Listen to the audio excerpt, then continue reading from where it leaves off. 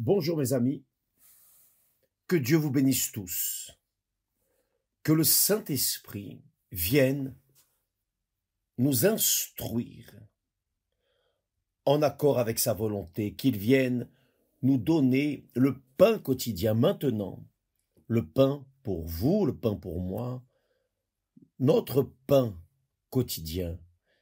Et ce pain quotidien inclut la santé physique et la santé spirituelle, qui est la plus importante. Parce que la santé spirituelle garantit la santé physique, mais la santé physique ne garantit pas la santé spirituelle. Donc, que le Saint-Esprit vienne nous donner le pain quotidien d'aujourd'hui, jeudi, qu'il vienne donner la santé spirituelle à tous ceux qui participent à cette retransmission. Grâce à Dieu. Grâce à Dieu. Loué soit le nom de notre Seigneur Jésus. Nous avons parlé hier du pain quotidien, n'est-ce pas? La prière qui ne sont pas seulement des mots, mais ce sont des expressions de tout ce dont nous avons besoin, de Dieu, l'assurance, le pain quotidien, le pain physique, le pain spirituel. Nous avons besoin de tranquillité, nous avons besoin de paix, nous avons besoin, enfin, tout ce dont nous avons besoin est dans la prière du Notre Père. La prière du Notre Père est complète. Cela est si fort que chaque jour je fais ma prière, aussi bien le matin que le soir. Je prie le Notre Père. Je ne répète pas des paroles purement et simplement. Je ne fais pas juste une prière, je fais une prière profonde. Ce n'est pas juste répéter des paroles comme un perroquet, non. La prière profonde, c'est présenter à Dieu votre dépendance. Cela s'appelle la foi et la confiance. Vous avez la foi pour entrer dans la présence de Dieu et la confiance qu'il est en train d'entendre votre prière. Il est en train de répondre à vos nécessités. J'ai la certitude que c'est ce qui va arriver. Vous allez être alimenté par la parole de Dieu.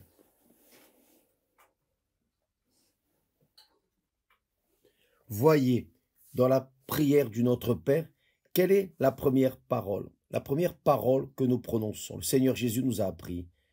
Père. Notre Père, qui es aux cieux, notre Père. Et qui s'adresse au Père? Les enfants. Donc, lorsque nous assumons la foi, la croyance qu'il est notre Père, dans le Seigneur Jésus, c'est-à-dire, d'abord ce fut le Seigneur Jésus. Le Seigneur Jésus est le premier-né. Le Seigneur Jésus, plutôt, il a été l'unique, le Fils unique de Dieu. Dieu n'avait qu'un Fils, il n'en avait qu'un, qui était le Seigneur Jésus. Il est l'unique, mais ensuite, il est appelé de premier-né. En Jean, chapitre 3, verset 16, il est écrit, car Dieu a tant aimé le monde qu'il a donné son Fils unique, c'est-à-dire l'unique Fils. L'unique Fils que Dieu avait, c'était le Seigneur Jésus. Il était unique. Donc, pour que tous ceux qui croient en lui ne périssent pas, mais qu'ils aient la vie éternelle. La vie éternelle est étendue à ceux qui croient dans le Seigneur Jésus. Quand la personne croit dans le Seigneur Jésus, peu importe ce qu'elle a fait d'erroné, peu importe si elle était bonne ou si elle était mauvaise, peu importe. Ce qu'elle a fait ne compte pas, ce qu'elle a fait d'erroné ne compte pas. Ce qui compte, c'est le suivant. Elle croit dans le Seigneur Jésus, c'est la foi. Elle prend cette initiative, je crois dans le Seigneur Jésus. Mais ce n'est pas juste avec la bouche, car Dieu sait si nous parlons juste avec la bouche. Dieu connaît tout, donc il dit, afin que quiconque croit en lui ne périsse point, mais qu'il ait la vie éternelle. Ceux qui croient dans le Seigneur Jésus-Christ croient et demeurent dans cette croyance, c'est-à-dire dans cette dépendance de Dieu, dans cette foi, la foi et la dépendance de Dieu. Alors, ils sont aussi enfants de Dieu. Et comme enfants, imaginez, qui est le Seigneur Jésus maintenant? Il n'est plus seulement l'unique de Dieu, le seul Fils de Dieu. Non, maintenant, il a cessé d'être l'unique pour être le premier-né, le premier fils, la dîme. Vous comprenez maintenant mieux, la dîme. Lorsque nous rendons les dîmes, les premiers 10%, lorsque nous rendons à Dieu, nous sommes en train de dire, « Oh Dieu, je reconnais que tu es mon Seigneur, et le Seigneur m'a donné, moi, ton serviteur, tu m'as donné 100. » Donc, ici, sont les premiers, les prémices de ce que tu m'as donné. Tu m'as donné 100, voilà, maintenant mes premiers 10. Ce n'était pas seulement n'importe quel 10%, non. Il faut que cela soit les premiers. Si ce n'est pas les premiers, ça ne vaut pas. Si vous prenez 100, vous avez gagné 100 euros. Dieu vous a donné 100 euros et vous dépensez les premiers 10 euros pour vous et vous prenez les 90%, 90 euros et les emmenez à la maison de Dieu,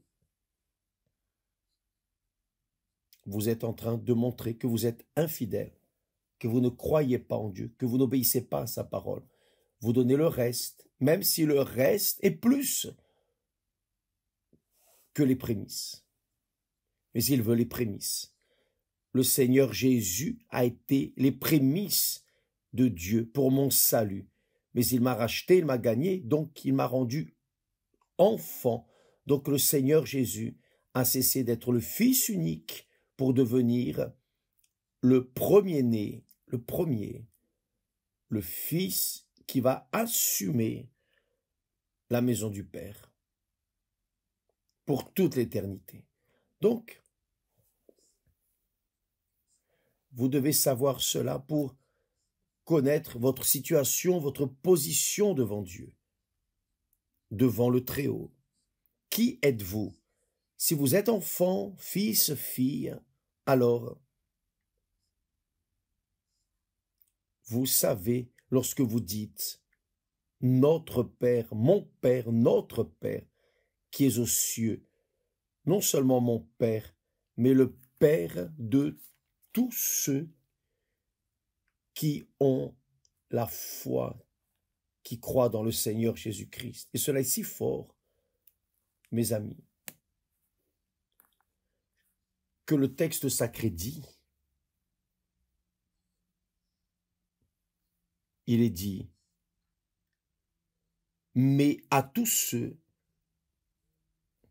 qui l'ont reçu, c'est-à-dire qui ont reçu le Seigneur Jésus, ont cru dans le Seigneur Jésus, et je vais expliquer ce qu'est croire en Dieu. De nouveau, je vais expliquer, mais à tous ceux qui l'ont reçu, ou ont cru en lui, à ceux qui croient en son nom, elle a donné le pouvoir,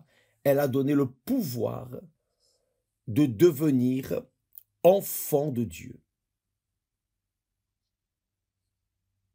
à ceux qui croient en son nom. Donc, si dans la prière du Notre Père, vous faites la prière consciente, non une répétition seulement, mais vous priez vraiment. Oh mon Père qui es aux cieux.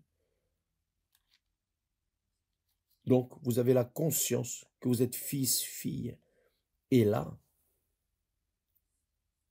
étant enfant, vous avez la puissance, le pouvoir de devenir enfant de Dieu. Le pouvoir. Être enfant de Dieu, c'est avoir le pouvoir de Dieu. Ce n'est pas le pouvoir du monde, le pouvoir de l'argent, de la position sociale. Non. Mais le pouvoir d'être de la famille, d'appartenir à la famille de Dieu. La famille de Dieu, dont le premier-né est notre Seigneur et Sauveur Jésus-Christ. Il est le premier. C'est pour cela, qu'en Jésus-Christ, nous sommes faits enfants de Dieu à travers le Seigneur Jésus, qui est mort à donner sa vie pour gagner mon âme, pour gagner votre âme, notre âme, et être aussi, faire de nous des frères du Seigneur Jésus. C'est très glorieux. Et il dit, voyez, mais à tous ceux qui l'ont reçu, à ceux qui croient en son nom, elle a donné le pouvoir de devenir enfants de Dieu, lesquels sont nés non du sang, ni de la volonté de la chair, ni de la volonté de l'homme, mais de Dieu. Maintenant, qu'est-ce que croire dans le Seigneur Jésus? Que signifie croire dans le Seigneur Jésus? Que signifie recevoir le Seigneur Jésus comme son Seigneur et Sauveur? Qu'est-ce que cela signifie? Cela signifie une alliance avec Dieu, une alliance avec le Père, un mariage avec le Père. Cela même.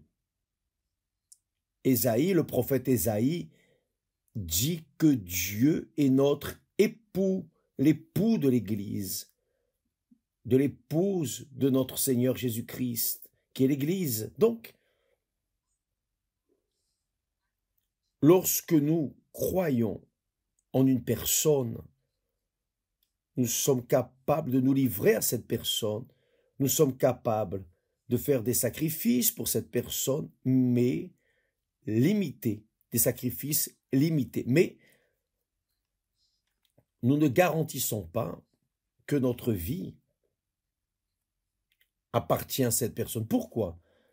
Parce que nous ne croyons seulement qu'en elle. Ce qui arrive beaucoup de nos jours, les personnes se marient, croyant l'une en l'autre. Et alors, elles veulent voir ce glamour de la fête du mariage, monter sur l'autel habillé avec la belle robe, le garçon bien habillé, bien parfumé, mais l'un accepte l'autre. Pourquoi est-ce qu'ils s'acceptent? Parce qu'au bout d'un temps, ils défont et détruisent le mariage. Et les enfants restent là. Ça, c'est la vérité. C'est-à-dire, l'un a accepté l'autre, mais parce qu'ils n'ont fait qu'accepter l'un et l'autre, cette acceptation ne soutient pas, ne solidifie pas cette union, ne marque pas cette union. Ça, c'est accepté. Et c'est ce qui arrive beaucoup de nos jours. Beaucoup de personnes acceptent le Seigneur Jésus, acceptent son sacrifice, pleurent en voyant des films du Seigneur Jésus crucifié. Enfin, les personnes sentent ces sensations, ces émotions de la foi émotive, de la foi du cœur. Mais après, elles oublient. C'est la même chose quand les personnes se marient. en acceptant l'une et l'autre. Cependant, lorsque nous nous marions, en croyant dans l'autre personne, c'est mon cas, par exemple, je parle pour moi, je ne vais pas parler pour vous, je ne vais parler pour personne, je parle pour moi. Je parle pour moi. Donc, lorsque je me suis marié à Esther, avant, j'ai cru en elle. J'ai cru dans ses paroles. Je lui ai dit, Esther, je travaille ainsi, je travaille là, j'étudie, etc., etc. Mais mon objectif est de tout laisser en arrière et je veux gagner des âmes pour le Seigneur Jésus. Acceptes-tu cela? Tu acceptes de m'épouser? Dans ces termes, m'accompagner ici et là? Tu acceptes cela? J'accepte. C'est ce que je veux aussi. Donc, elle a cru dans mes mots, comme j'ai cru dans ses mots. Donc, qu'ai-je fait? J'ai laissé mes parents, j'ai laissé ma vie de célibataire, qui était une vie raisonnable. Je n'avais d'obligation envers personne, si ce n'est envers moi, mais j'ai laissé ma vie de libertine, et je me suis livré à elle, car j'ai cru en elle. De son côté, elle a laissé sa famille, son foyer, les bénéfices de la maison de ses parents, et elle s'est donnée à moi. C'est-à-dire, elle a cru en moi. L'un a cru dans la parole de l'autre. Et alors, nous nous sommes mariés. Le mariage, ce mariage, a duré au fil des années. Ce sont 53 ans que nous allons compléter le 18 décembre. 53 ans de mariage. Mariés. Cela, c'est la croyance. Nous avons cru l'un dans l'autre et nous avons maintenu la parole l'un envers l'autre. Nous avons eu des problèmes, oui. Nous avons eu des expériences amères, oui, beaucoup. Nous avons eu des défis, nous avons affronté des défis, oui. Mais cette croyance n'a jamais été questionnée, jamais, durant toute ma vie de marié. Et je parle pour moi. Jamais je n'ai pensé, ah, tu sais une chose, je vais la laisser et je vais me marier de nouveau. Jamais. C'était même pas passé dans ma tête parce que je l'aimais comme je l'aime véritablement. J'ai cru en elle, je lui ai prouvé mon amour en croyant en elle, qu'elle serait la personne qui me donnerait un appui, elle serait l'autre jambe. Sans elle, je ne pourrais pas marcher, ni même courir, ni même être en compétition dans ce monde. J'avais besoin d'elle. Et elle a prouvé qu'elle m'aimait. Elle a prouvé qu'elle croyait en moi. Car dans les moments les plus amers, elle est restée ferme et fidèle. Ça, c'est l'amour véritable. Ce n'était pas l'émotion, ce n'était pas le sentiment vulgaire, non. C'est réellement l'amour. Donc, ça, c'est l'amour de Dieu pour chacun de nous. Il nous a aimés de telle manière qu'il a donné, il a renoncé à son Fils unique pour gagner notre vie. Il a cru en nous. Lorsque nous concordons avec lui, croyons en lui aussi, alors il y a le mariage. Donc, je suis marié avec mon Seigneur depuis 60 ans. 60 ans. Quelle merveille, grâce à Dieu. Il ne m'a jamais laissé, ne m'a jamais abandonné. Tout ce qu'il promet dans sa parole, il l'accomplit. Il l'accomplit dans ma vie. Il m'a gardé, protégé dans les moments difficiles, amers, lorsque nous avons été emmenés dans la fournaise. Il nous a gardés. Il n'a pas laissé brûler un seul cheveu. Un seul cheveu ne s'est perdu à cause du feu de la fournaise. Nous avons été dans la fosse aux lions. Les lions ont eu leur gueule fermée et nous sommes restés vivants. Pourquoi? Parce que il était garantissant la sécurité de ma vie, de la personne qui lui a donné, qui s'est mariée à lui. Sa responsabilité et notre sécurité, le pain quotidien, c'est sa responsabilité. Ça, c'est le mariage. Ça, c'est croire en Jésus. Croire en Jésus, ce n'est pas dire « Ah, j'accepte Jésus », lever la main, aller devant, recevoir une prière. Non. Croire dans le Seigneur Jésus, c'est croire chaque instant de votre vie, chaque millième de seconde, vous croyez en lui. Vous vivez dans cette dépendance de lui. Ça, c'est croire dans le Seigneur Jésus. C'est pour cela que lorsque nous croyons dans le Seigneur Jésus, nous avons le pouvoir de devenir enfants de Dieu, le pouvoir. Donc, quand vous dites « Notre Père », le Père écoute votre prière sans avoir besoin d'intercesseur. Car lorsque vous dites « Notre Père qui es aux cieux », au nom du Seigneur Jésus, car vous croyez dans le Seigneur Jésus, alors vous avez le pouvoir d'être devenu fils, fille de Dieu. Donc, mes chers amis, ça, c'est la foi qui sauve. J'étais il y a quelques instants en train de parler avec des collègues du ministère et j'ai posé la question suivante, c'est-à-dire j'ai laissé une question en suspens. Si vous mourrez aujourd'hui, vous avez la certitude où va votre âme. Si vous mourrez maintenant, avez-vous la certitude où va votre âme? Ça, c'est la question que nous laissons en suspens.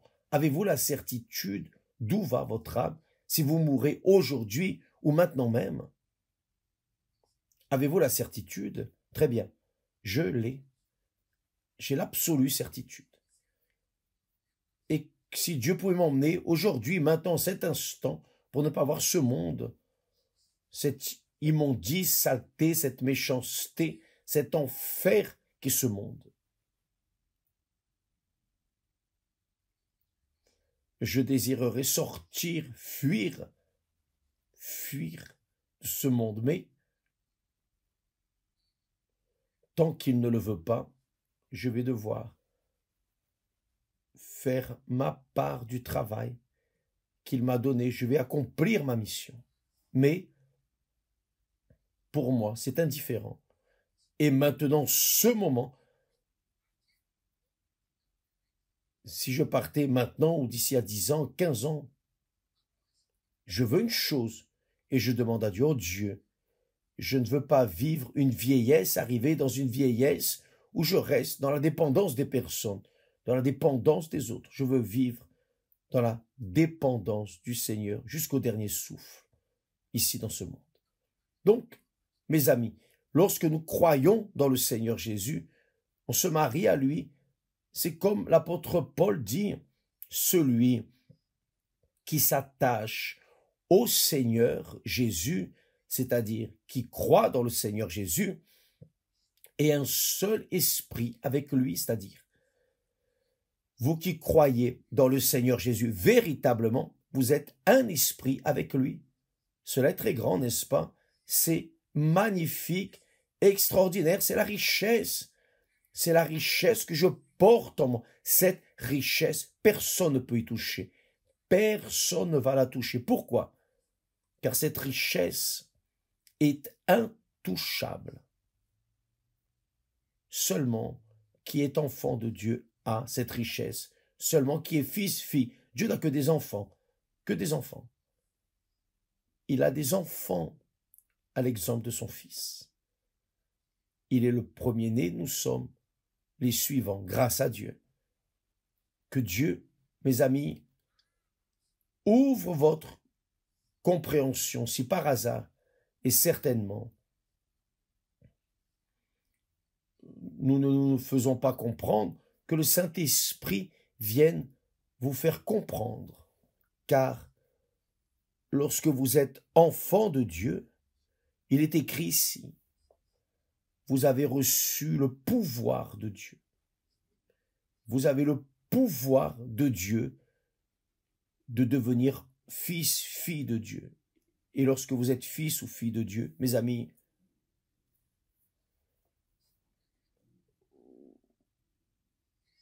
le roi vous a entre ses mains. Alléluia, grâce à Dieu. Lesquels, pardon, juste un instant, quelle merveille.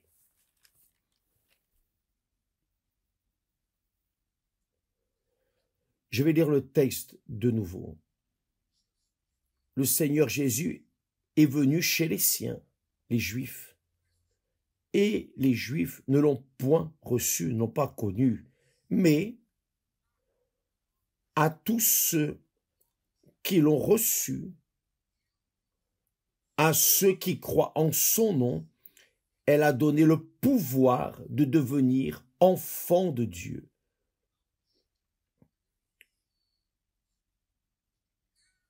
Ceux qui se marient avec lui, lesquels sont nés non du sang, de la religiosité, de la doctrine, ni de la volonté de la chair, et n'ont pas été engendrés à cause du plaisir sexuel, ni de la volonté de l'homme.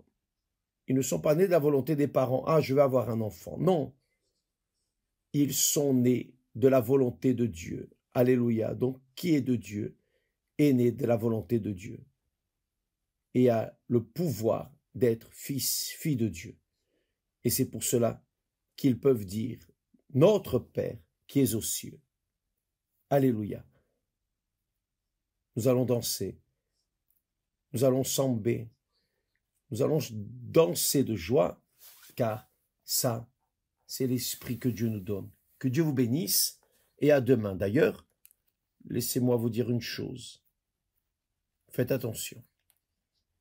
L'Église du Seigneur Jésus commence ou a commencé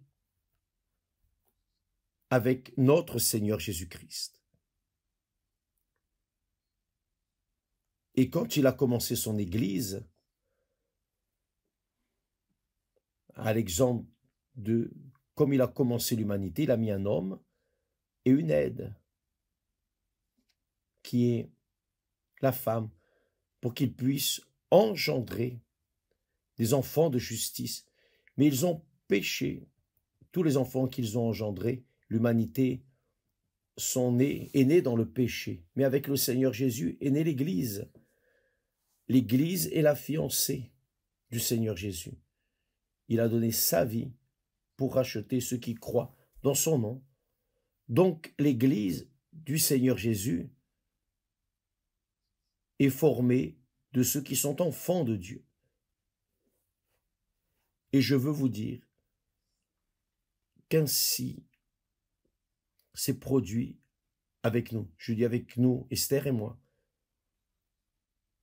Quand nous nous sommes mariés, quand nous avons cru l'un dans l'autre, nous avons mis cette croyance en pratique, nous avons formé notre famille, la famille de Dieu. Et Dieu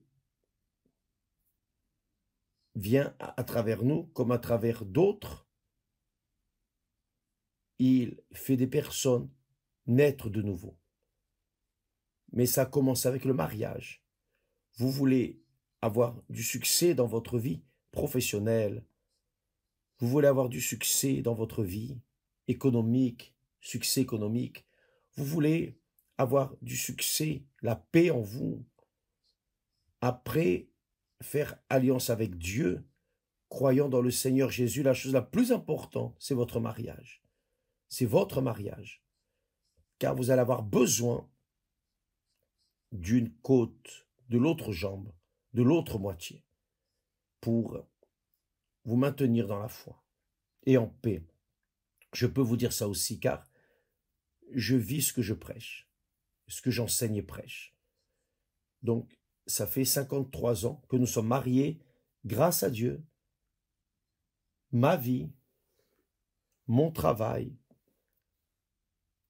tout ce que nous vivons dans ce monde se solidifie, se construit, s'édifie sur cette pierre du mariage. Le mariage sacré. Car le mariage sacré typifie, symbolise, représente le mariage avec Dieu. D'abord, nous nous marions à Dieu. Ensuite, nous formons une famille avec la partenaire, le partenaire. Que Dieu vous bénisse tous et à demain. Ce soir, nous avons le travail de la thérapie de l'amour. Nous travaillons pour que vous ayez une famille constituée, solide, pour vous aider à avoir du succès dans ce monde. Que Dieu vous bénisse et à demain, au nom du Seigneur Jésus. Grâce à Dieu.